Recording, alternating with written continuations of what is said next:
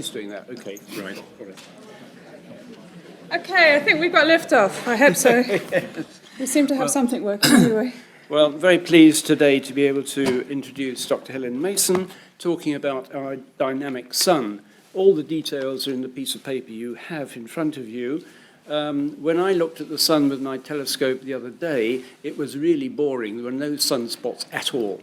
But today you'll have a different view of the sun. Thank you very much. Thank you very much. The sun is never boring. I don't quite know what he's talking about. But it has been very quiet recently, so I'll grant you that. But it is shining today, and it's very beautiful. So I'm very pleased to be here. And sorry for the little technical hitch. Let's hope we've got it sorted now, and we can get started. I'm based at the University of Cambridge, Department of Applied Mathematics, and I've been there for over 30 years now. And I've worked on many solar space missions, from Skylab, Solar Maximum Mission, SoHO, Hinault D, Solar Dynamics Observatory. Obviously, I can't cover all of those today, so I'll just give you an overview of some of the things we have learnt about the sun. I'm also an STFC, that's the Science Technologies Facilities Council, Public Engagement Fellow as well. Hey, okay. I think if I'm pre-pressing that, yes. Okay, so we are in a golden age of solar physics, solar observations. It has been superb. In the last decade or so, we've had so many solar observatories up there, and we've had so many detailed observations of the sun, it's quite overpowering for us in some ways. We've seen the sun in a huge amount of detail, and that's the advances that we've had, but that's gone hand in hand with theoretical advances, because in order to understand what we're seeing, then there needs to be a development in the theory as well. And that's also with the development of new computer technology, we've been able to run more and more sophisticated simulations. So I'm going to touch briefly on some of the more recent projects, from SoHO to Solar Dynamics Observatory, Hinault D, in particular the ones that I've worked on and been a co-investigator on. But any piece of research that you do requires a team effort. And these are members of my group, or have been members of my group at Cambridge, either former postdocs or students. And some of their work I'll be mentioning during the course of this talk. Solar space observations are, by their nature, a group activity. So many of the observatories we've worked on have been in collaboration with the teams that have been running the instruments or the observatories. So this is the sun, not boring, as it was yesterday, 10th of April, downloaded from the Solar Dynamics Observatory. Of course, it is a little different there from what we traditionally know or think of as the sun. And there is a small, I'm going to get the technology here, small active region here, which has been going around the sun. So we do see some small amount of activity. And in fact, the last week or two, we've had some small flares as well. But this is an image in the ultraviolet. So here we're seeing material that's predominantly around about 1 million degrees. And I'll come back to the solar dynamics observations later on in my talk.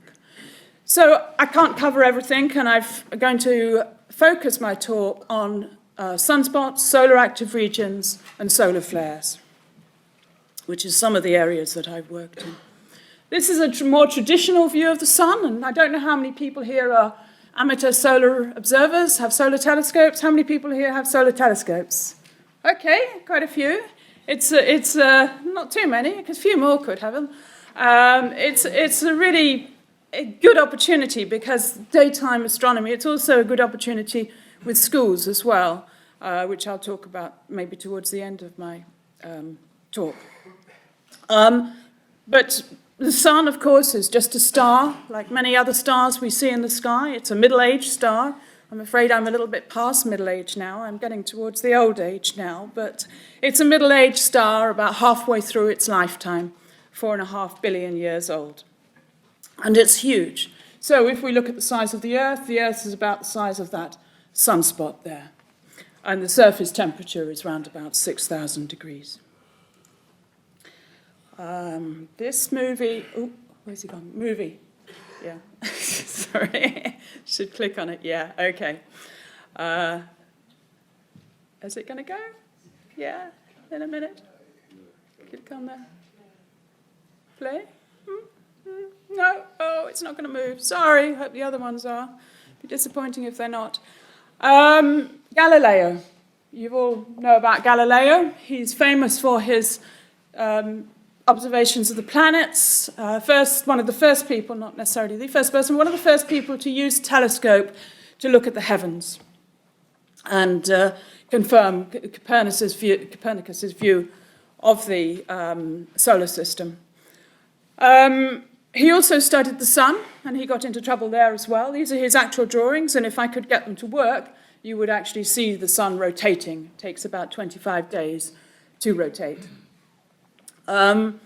He was kept under house arrest because of his confirmation of his science. His confirmation wasn't particularly popular, and this is a view from his villa near Arcetri in Tuscany.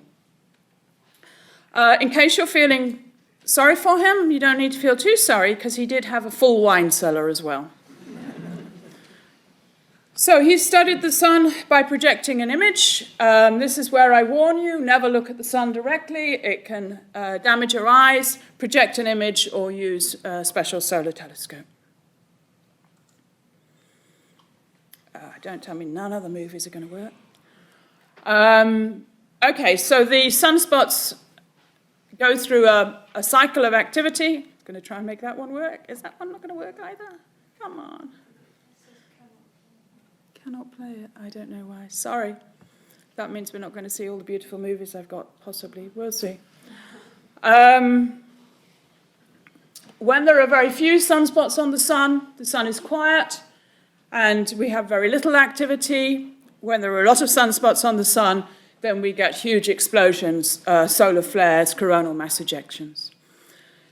The particles that stream from the sun, either from the solar wind or when we have solar explosions, can head towards the Earth and interact with the Earth's environment, causing beautiful effects like the Northern Lights.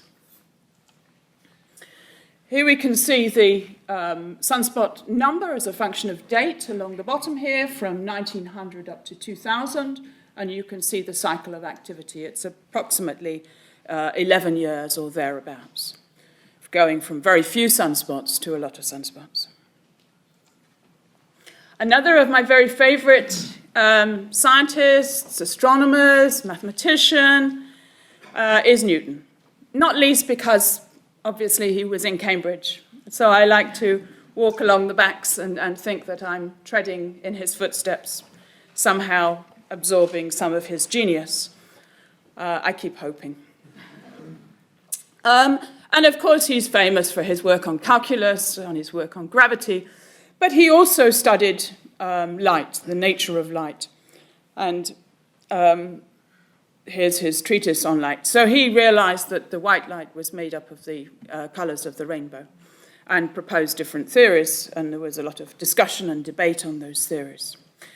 I just had a thought in my head going backwards with the work of Galileo, and I think in an exhibition in the RES library there is a book from Galileo's times that you can see his drawings. There's a few books beautiful books on exhibition there. So we can split the white light into the colors of the rainbow, but in order to get more information from the light, we can use what we call a spectrometer. And this actually is a slit which we can use if we heat the gas up, it will emit particular spectral lines, or if we put white light through a gas, it will absorb particular lines at particular wavelengths. And this is it can be a very precise determination of what the gas is made of and of many other features of it, the density, the temperature, etc. And spectrometer and spectroscopy is what I specialize in. Not in the visible wavelength range, but in the ultraviolet and in the X-ray wavelength range. So this is a very powerful way to get information about the sun or about the stars, or indeed anything we can't actually go and sample. So here we can see the spectrum of different elements: hydrogen, helium, nitrogen, neon, argon, and mercury. And in fact, helium, this is an image of helium emission from Skylab, was first discovered in the solar spectrum before it was actually discovered here on Earth. And helium comes from the word helios, which is the Greek word for light or sun.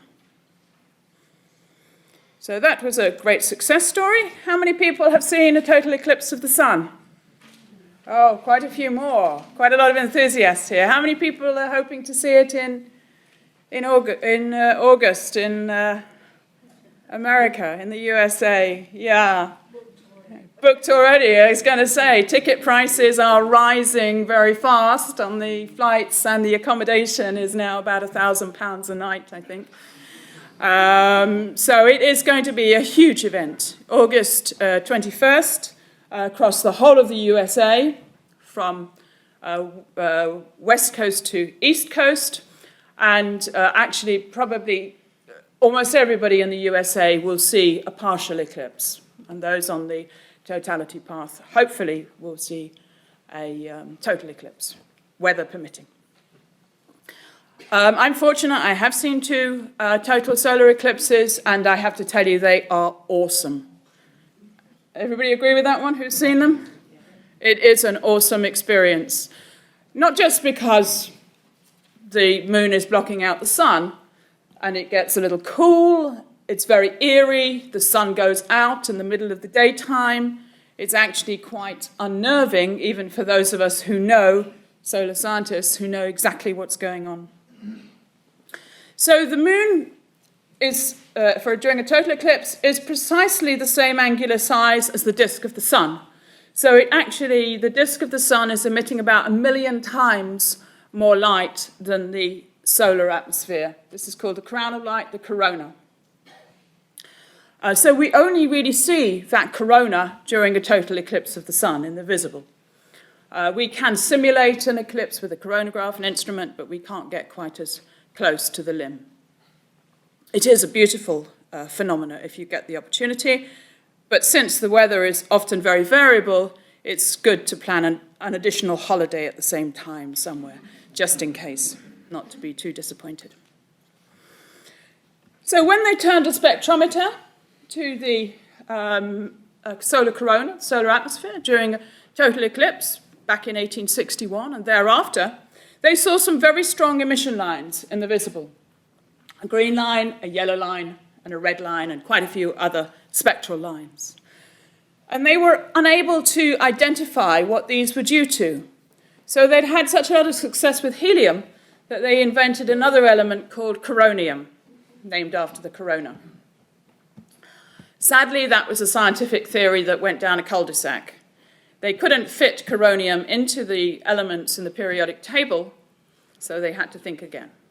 And it took a lot of very careful laboratory work, after about 30 years, and thought to realize, and that work was carried out in Lund in Sweden, measuring wavelengths of spectral lines and extrapolating back, to realize that actually these coronal lines were iron lines. They came from iron, but they weren't iron in its neutral state. They were iron that had been ionized. Now, normally, iron melts about 1,500 degrees. It becomes a gas about just 2,700 degrees. So the sun's surface is 6,000, and the interior, the core, is 15 million. So everything in the sun is in gaseous form, plasma we call it, because it's ionized. But if you take neutral iron or any gas and you start to heat it, what happens is it begins to get ionized. So the electrons, normally iron would have 26 electrons, but as you heat it, the atoms bump into each other and these electrons get knocked off each other. And the hotter it gets, the more electrons get stripped off the element that you're looking at. And in fact, this is iron, but in an unusual state, which has 13 electrons stripped off from the atom, leaving a charge of plus 13, or just to confuse people, we also sometimes call it Fe14, iron 14. This is the atomic physics notation, and this is the spectroscopist's notation. But in order to strip so many electrons off iron, it was realized that you needed a temperature of 1,000,000 degrees. So that corona, that outer atmosphere of the sun, is actually in excess of 1,000,000 degrees. And that is one of the issues or problems that we've been struggling with over the past few decades to try and understand why the solar corona is so hot, what the heating mechanism is.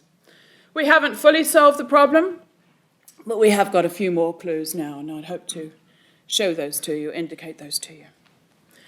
If a plasma is very hot, it emits very strongly in X-rays and ultraviolet. So here we can see an image, quite an old satellite called Yoko, which observed the sun for 2 decades. And you can see an image of the sun in X-rays, and you can see it's very different from the white light image. You can see these dark areas, which are called coronal holes, holes in the corona, where the magnetic field is open because the gas is charged. The solar wind is streaming out from these areas. You can see areas which are bright, and this is where the magnetic field is closed, and the plasma is trapped, and it's tracing out the magnetic field of the sun. So at certain times in the solar cycle, it has a sort of dipole magnetic field, like the Earth's, and then it changes its structure. And all over the sun, we can see small brightenings, which are where the magnetic field is being traced out. If we look from solar minimum to solar maximum, we can see quite clearly that the amount of X-ray emission during solar maximum is much greater than it is during solar minimum.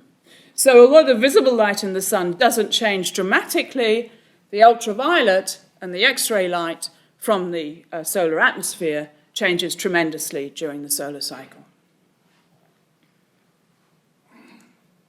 So I'm going to come on to SoHO, which I worked on, and it's still operational. It was launched 20 years ago, but it's still operational. Some of the instruments have now been superseded, so they've been switched off because we have better observatories. Some of them are still required and are still working. SoHO was operated from the Goddard Space Flight Center, NASA's Goddard Space Flight Center in Washington, Maryland, and that's where I spent quite a bit of time with the team operating some of the instruments. So it had a variety of instruments, and I won't be able to describe them all, but I'll describe a few of them and some of the results that we've had from them. So it was launched, as I say, over 20 years ago in 1995. It had 12 instruments. It's probably the most comprehensive solar observatory we've ever had. This was a NASA ESA project, European Space Agency, so Europeans, and the UK was particularly involved. At the Rutherford Appleton Laboratory led one of the main instruments on SoHO, and other universities and laboratories in the UK were very much involved also. So I had instruments that were used to study the solar interior, the solar atmosphere, and the solar wind that flows from the sun. Now, SoHO is in a strange orbit. It's not orbiting the Earth, but it's actually orbiting the sun with the Earth, about 1/100th of the way between the Earth and the sun. And it's therefore able to observe the sun 24 hours a day. Because what we found, for example, with Solar Maximum mission, which was being used to study flares, was that actually all the flares happened when the satellite was round the back of the Earth, and we woke up and said, oh no, there's been a fantastic solar flare, but we've missed the beginning of it. But SoHO is able to see the sun 24 hours a day. This one is a movie. Okay. Is it trying? Cannot play. Where does it say cannot play? Down the bottom. Yeah, in a minute there. Can't play it. If you put things into PowerPoint, you can't play them. Oh, I can play it on my laptop. It's just not working on the technology here. Yeah, it's all working on my laptop. Sorry, it's just that I couldn't connect my laptop to to the technology here. Anyway, that is a beautiful movie. Sorry about that. And in fact, it's an image from one of the instruments on SoHO, the EUV imaging telescope. It's green because it's an ultraviolet image. Ultraviolet images we can't see with visible light, so we can make them any color we like. And we use different colors for different bands in the ultraviolet. But even though it's not running as a movie, unfortunately, we can see some structures here. We can see some dark areas, which are, again, the coronal hole areas, where the magnetic field is open and the solar wind is flowing out. We can see some closed areas here, which are the active region areas. Underneath these regions are where the sunspots are. The sunspots are the footpoints of these large loops that we see. And we can see some smaller brightenings all over the sun. Now, if this were running as a movie, you might be able to see you won't see what I saw when I first saw it at Goddard, but you'd see something, a pale imitation. But it was sparkling. The whole sun was sparkling. There were small brightenings all over the sun. It was an amazing sight to see. And the dynamics of the active regions as they go around is also incredible to watch. So this shows you the image in the active part of the solar cycle and in the quiet part. And you can see how much more ultraviolet light there is during the active part of the solar cycle. So this wavelength here is an angstrom's, 19.5 nanometers. It corresponds to an emission line which is formed at about 1 million degrees, perhaps just above 1 million degrees. Again, this should be a movie, but it's not going to run for me today. Maybe we'll get them running later. It's the magnetic field on the sun, and here are where the sunspots are, where the magnetic field is very strong, and these big loops of plasma come in and go back down again. But the magnetic field is pepper and salt all over the sun, and it was found with SoHO that this structure changed every 2 days. So that if we took the surface magnetic field, and as I say, one of the instruments on SoHO measures the surface magnetic field, and we extrapolated using a few equations, etc., we can see what the magnetic structures are likely to look like. And here they're open, and here they're closed, but they are very complicated and constantly changing. Why are they constantly changing? Well, just beneath the surface of the sun is a convection zone. In the core, the energy is formed, it then goes through a radiative zone, and just beneath the surface is a convection zone. So on the surface of the sun is constantly bubbling and moving convection, as if you had a pot of porridge on the cooker or something like that. And that moves these footpoints of these magnetic fields around. So if we thought of it as a bar magnet here, this is the loops, and this is an image in the ultraviolet. Here's the limb of the sun, the edge of the sun, and here we can see these large loops traced out in the ultraviolet in very hot plasma tracing these magnetic fields. And as I said, the sunspots are here at the footpoints of these loops. This is a magnificent movie. Sorry. Great. There we go. And it's taken from the Solar Dynamics Observatory. And you can see an active region rotating around the sun. It takes 25 days to rotate around. And you can see how dynamic it is, how it's changing. Oh, there we go. Ah, you got a glimpse. Okay. Now, don't complain because you've seen one movie, okay? So we're trying to understand those active regions, what causes them to change, what causes them to flare, how they develop. But before I come back to that, and I will come back to that, from helioseismology, which I'm not an expert in, but which is looking at small vibrations on the surface of the sun, we're able to tell what's happening in the solar interior.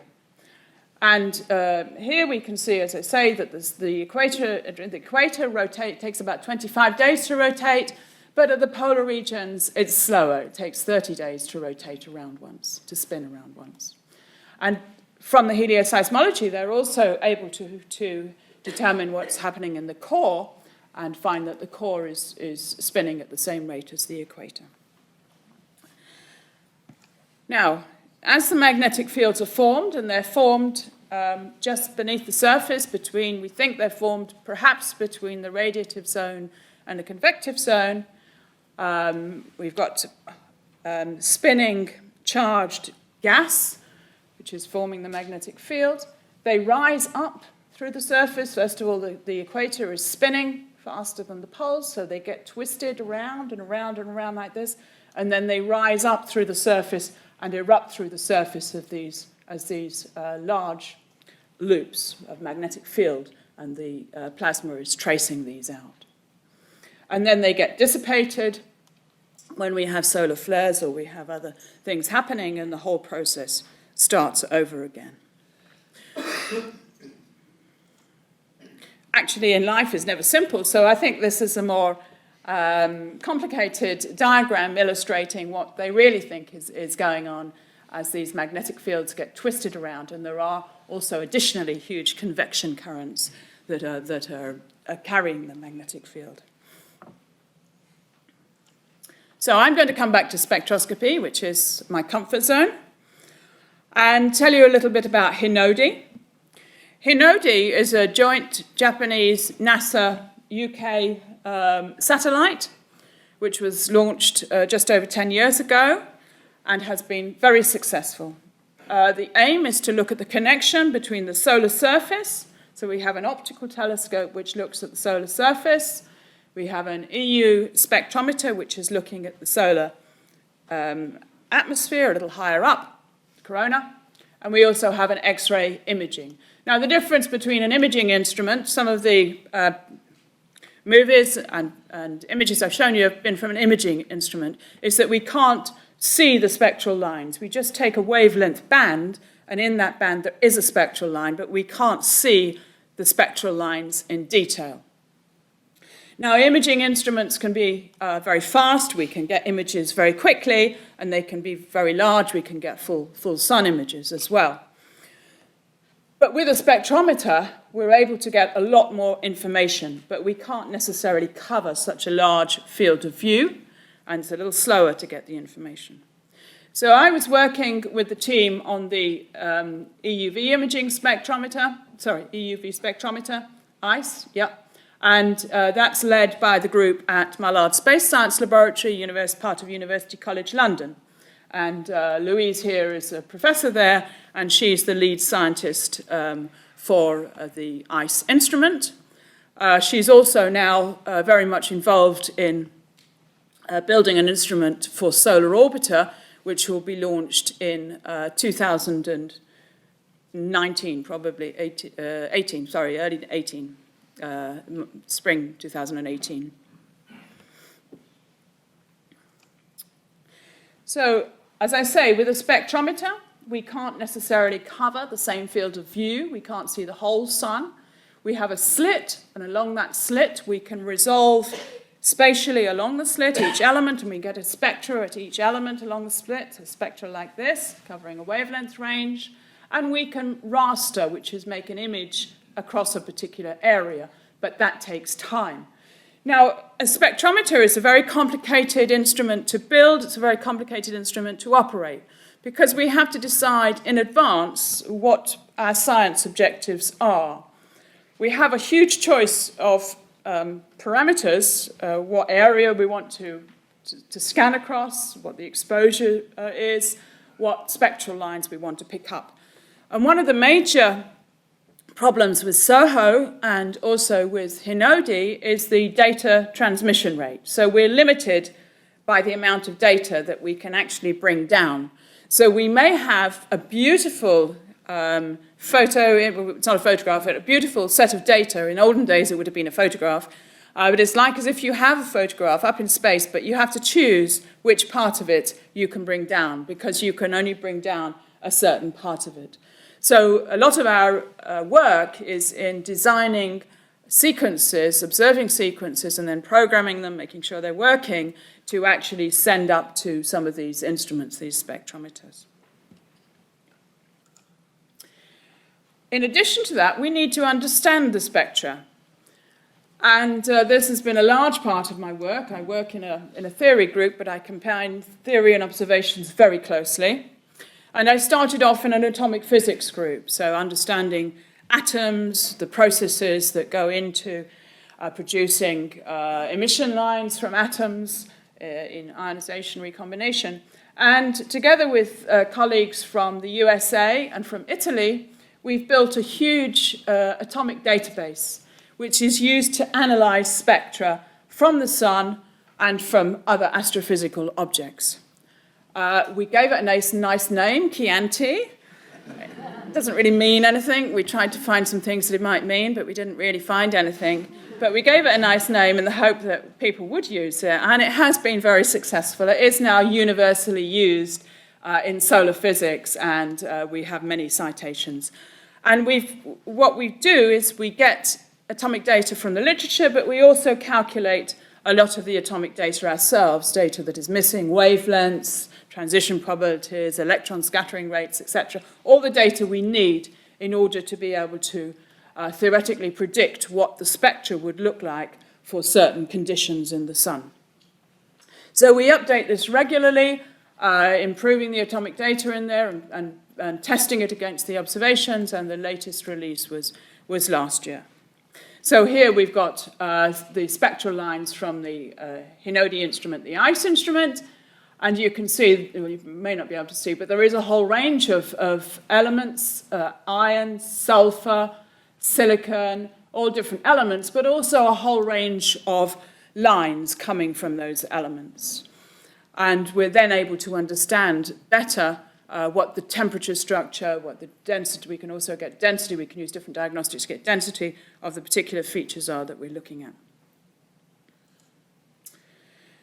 This is an image from Hinault D ICE. We've taken built up the whole sun, and this is solar maximum, and this is solar minimum. And this is in a particular spectral line, which is sensitive to about 3 million degrees. So you can see the difference between solar maximum and solar minimum at about 3 million degrees, how much hotter it is during the solar maximum. And here again, we have solar maximum and solar minimum, and this is for three bands superimposed, low temperature band below 1 million, but this is around about 2 million degrees.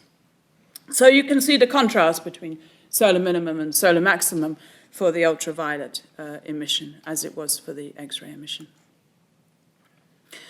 Now, I described a little bit the way in which we have to make studies, and this is just one study as an example we've made of a study. We've chosen the slit, we've chosen the exposure, we've chosen the area, and this is one of my students, and this is the limb of the sun, and here we're looking at a particular spectral line. We'll have a lot of spectral lines we can analyze, and we're looking at the change in the structure. This is an active region across the limb of the sun.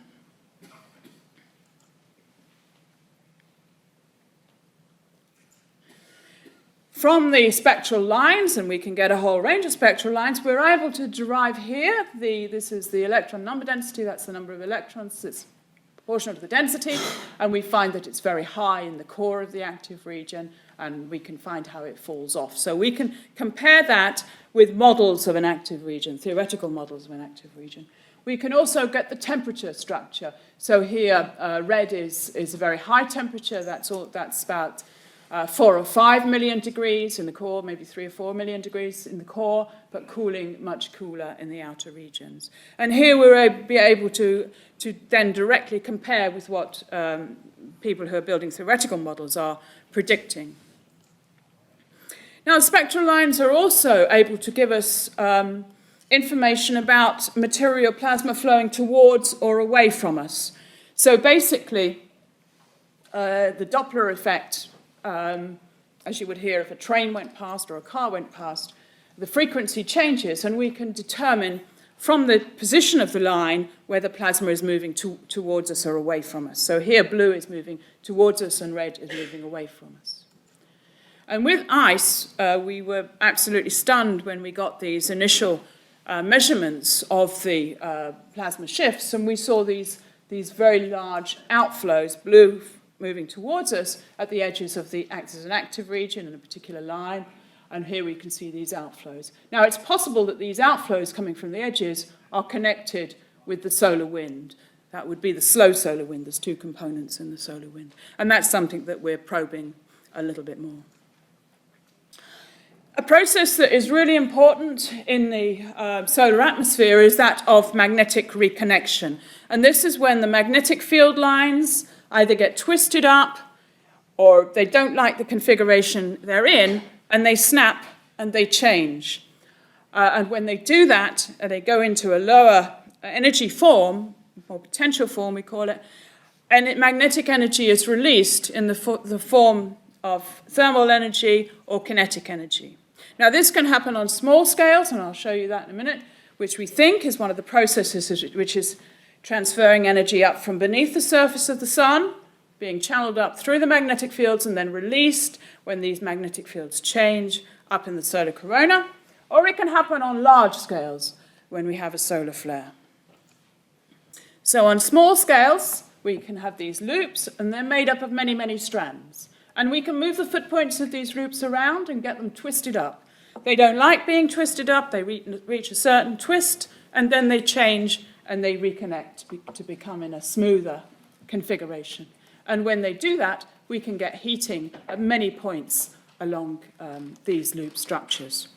And this can happen frequently or infrequently, and people have been building models to predict if we had certain types of energy releases of this nature, would that predict what we're observing? So we've been doing very careful comparisons, and we think that that's an important process in heating.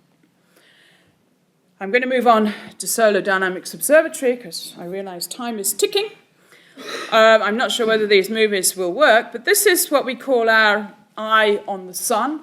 We're observing you. If you go to SDO, the sun today, you'll see what the sun today looks like. It's a Goddard Space Flight Center website, and you can see what it looks like from SoHO. Images are taken every 12 seconds with a very high spatial resolution in multi-channels. So we get a huge amount of information. This is a movie, but I don't think it's going to run.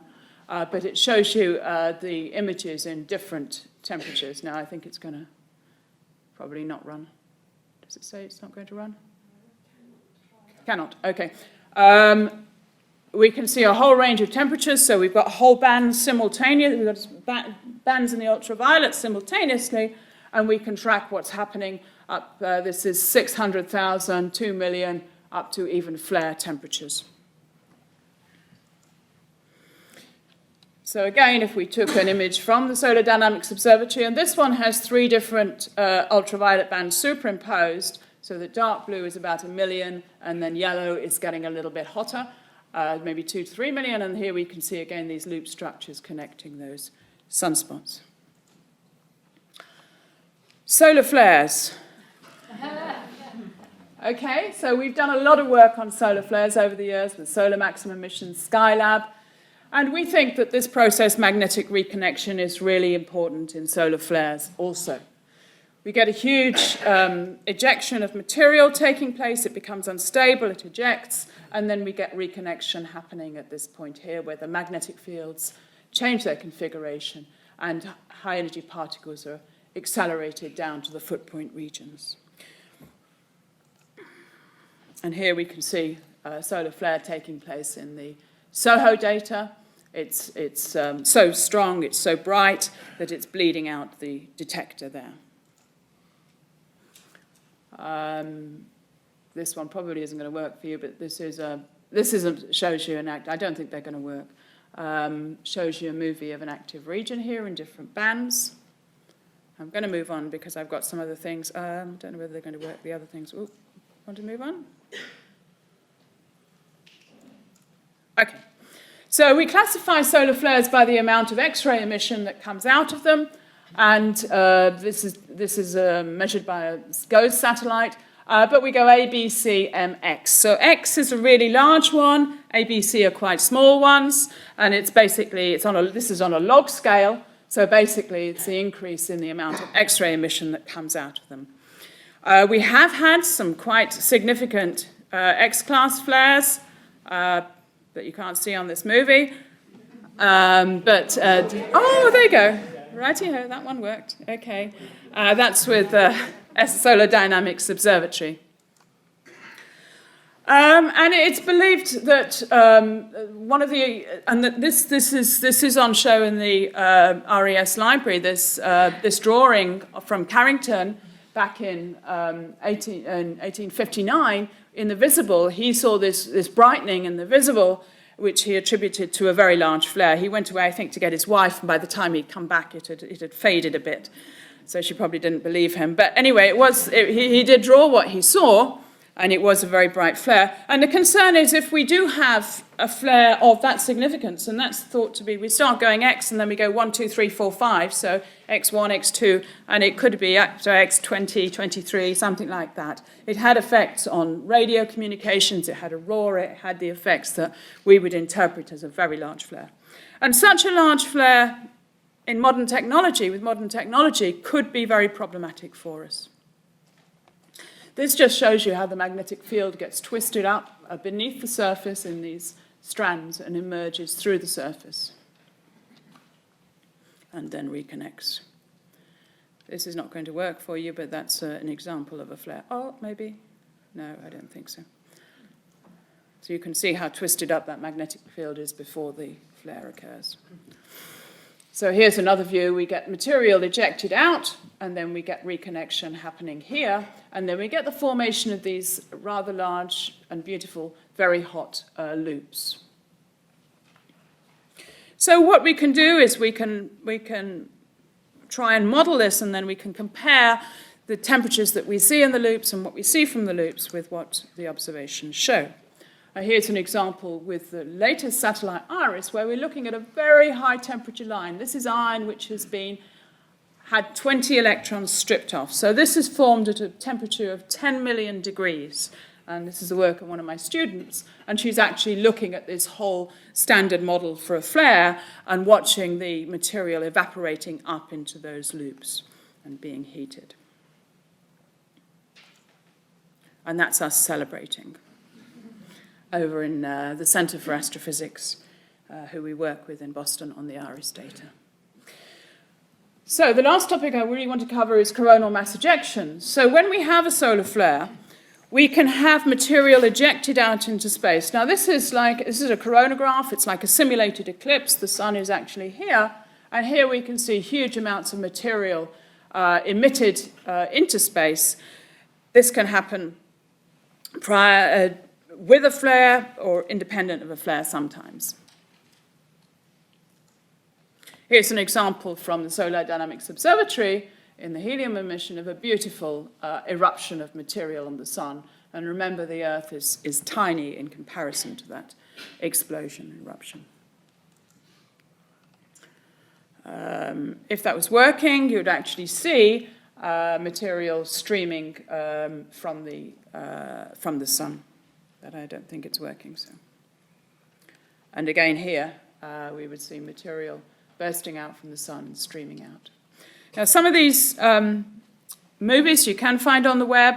Some of them, I've got a Suntrek site, suntrek.org, where some of these movies you can find them as well, if unfortunately we're not able to see them at the moment.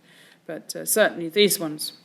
This one is heading straight for us, and we see that because we see a snow effect of the particles hitting the SoHO spacecraft. Now, if it's hit the SoHO spacecraft, then it's actually going to hit the Earth because the spacecraft is very close to the Earth. So this is not to scale, of course, but here's the sun, it's emitting this material, and it impacts on the Earth's environment. Now, we're very fortunate here on Earth because we're protected by our magnetic field. So our magnetic field acts as a layer of protection. So much of the solar wind that flows off the sun will just scoot around the outside. Occasionally, when we have one of these explosions, depending on the direction of the magnetic field, it will impact on the Earth's magnetic field, and it will interfere with it, and it will reconnect. It will change the structure of the Earth's magnetic field, which itself will then reconnect here and splash back into the polar regions predominantly, which is where the auroral zones are. So what's happening is what's being emitted from the sun and forming in the and flowing in the solar wind is interacting with the Earth's own magnetic environment and causing it to change, causing geomagnetic disturbances, which then exhibit themselves as beautiful aurora, or can have other very damaging effects. It can damage satellites, can harm humans, astronauts, if they're walking in space. When Tim Peake did his spacewalk recently, they had to check to make sure the sun was pretty quiet and the likelihood of solar storms and solar flares was minimal. Can cause, because he's not protected when he's out in space, he's protected inside the International Space Station, but not out in space, can cause electricity blackouts by inducing currents in electricity wires, and can affect polar flights. Now, if we can predict these storms coming towards the Earth, then we can do something about them. And there's some preventative measures. You can put satellites into a safe mode. You can divert flights. But that is expensive. That costs money. So we don't want to do it unless we really want to. And the Met Office is now leading a space weather forecasting service along with its normal weather forecasting. It's in its infancy at the moment, but it is hoping to be able to predict from a knowledge of what's happening on the sun and what's coming towards us from the sun, space weather conditions. So where are we with regard to the solar cycle? This is recently, this is up to 2017 here, and we can see that the solar cycle, the number of sunspots, the activity on the sun, and the last maximum was quite pathetic from our perspective. It was very small. So in fact, it's now here on the decline, which is why it looked a little boring today. As I just mentioned, there is a website that I have, Suntrek, which some of these particular SoHO movies are on. If you go to the Solar Dynamics Observatory website, you can also see movies if you Google SoHO NASA. Get on, don't just Google SoHO. Google SoHO NASA, and you can get onto the Goddard Spaceflight, SoHO, and they'll have movies on there. And also the Solar Dynamics Observatory, the Sun Today, and also, again, you can see some of this information. And I hope that now you perhaps will be able to see it and also perhaps interpret it a little more easily from what I've been telling you. I've worked a lot with schools, and during the past year, I worked on the Principia mission, which was associated with Tim Peake's flight on the International Space Station, but I've worked with schools for many years, and I really enjoy doing that. The Suntrek was originally designed for schools. With Principia, we went into schools and talked about human spaceflight, talked about what Tim Peake was doing, also about health and about the sun, about radiation. And now I've taken that work a little further as a legacy, and I'm working with artists. So we're now combining sun, space, and art, and we're taking artists into schools. So we're working, this is mainly in primary school and junior, lower levels of secondary school, working with artists. So this is one of the creations of one of the artists we work with up in Durham. The sun is spectacular. It produces spectacular images, movies.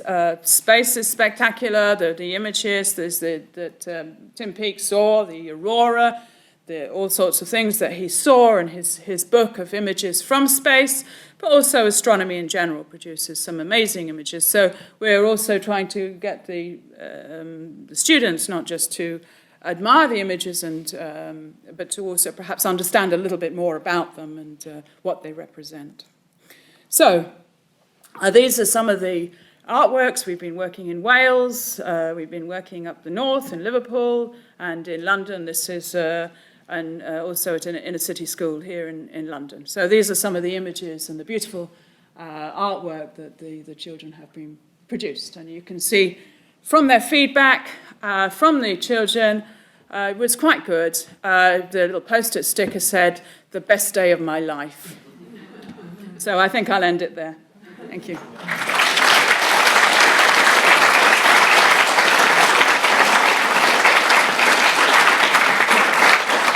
Well, Thank you very much indeed for a very wide-ranging talk.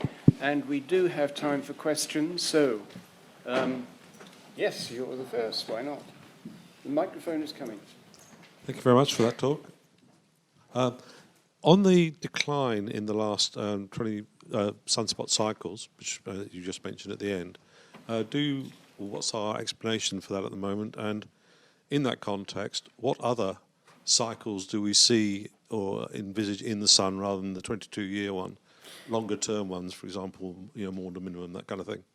Yeah, there are not just the 11-year cycle. The 22-year cycle, the sun's north and south magnetic poles swap around. So it's really a 22-year cycle rather than an 11-year cycle because they move from north to south to south to north to north to south. And on that cycle, that's the basic cycle, you can see there are other cycles superimposed on that. It's not an area which I'm an expert in, but the person I work in my group, Nigel Weiss, is an expert on that.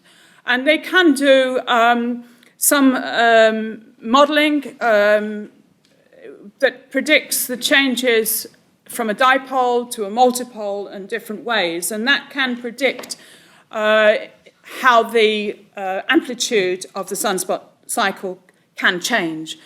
So he's done some work on that, but also in Boulder they have a group which is doing very detailed numerical modelling of the dynamo and how that changes.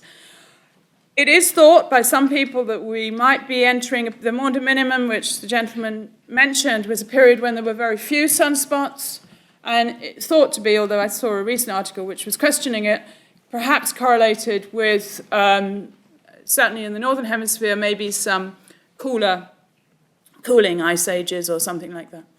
It is thought that we might be, because the solar cycle is getting lower, it's predicted that we might be heading for another minimum of that nature, which from the point of view of global warming might be a good thing, but probably not for too long, because we've still got a problem to assess. So there are different solar cycles superimposed on the 11-year cycle. Anyone over this side? No? Yes? I'm just wondering about iron and the sun. Is that manufactured in the centre of the sun? No, it's definitely not. Yes. The centre of the sun is hydrogen to helium fusion. And iron is only a trace element, as is oxygen, carbon, etc.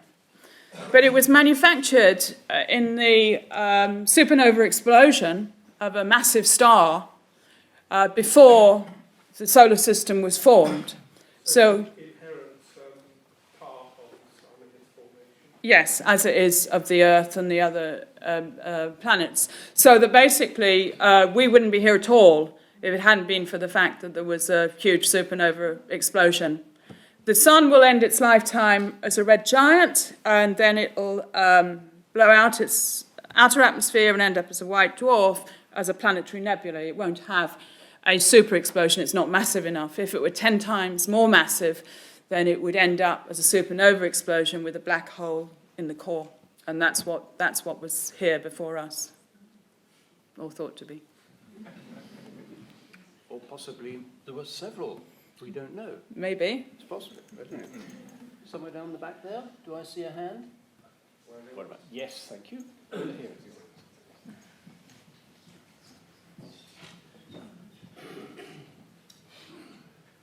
Sorry, could you just explain the difference between a solar flare and a coronal mass ejection?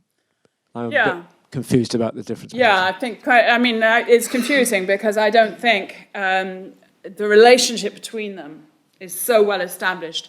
A coronal mass ejection would be material erupting into space. So if you've got a filament or this hot, dense material kind of lying in the corona, you can see the filaments sometimes, and that it becomes unstable and that erupts into space. As it does so, it disrupts all the magnetic field lines, so you get this reconnection and that you'll get a flare happening.